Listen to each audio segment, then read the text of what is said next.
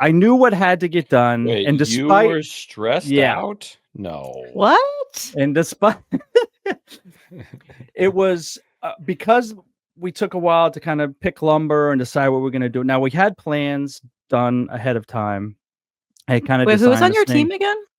So it was Ronnie Fulton, Nolan Russell, Oh, nice. and Michael Hale from Tailored Forest. Okay. So we had the design already. We knew what we were going to do, so we could start processing materials. And so we're breaking down. We knew we had to do glue ups for the case because everything was going to be solid wood except for the back, which was plywood. So we're getting all this together, and we ended up reworking the base design-wise. We made a couple of the design changes. But after end of day one, I was like, there's no way we're going to finish this.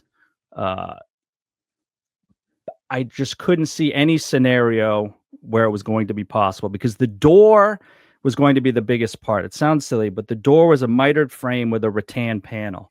I've never done rattan. Ronnie has done tons of screen installs. I figured he'd be the guy for that. Yeah, that's the same But thing. we kept pushing it off to starting it.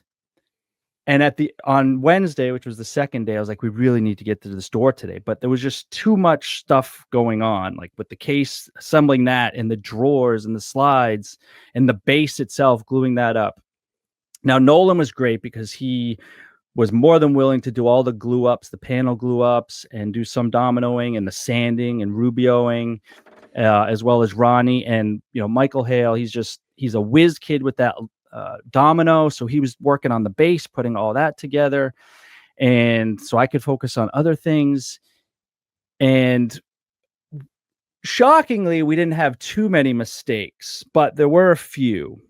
We were putting dominoes in for the middle divider, so we had to put them through the bottom of the case and the top of the case. Well, the bottom of the case was 1.25 inches thick. The top was only 1 inch thick.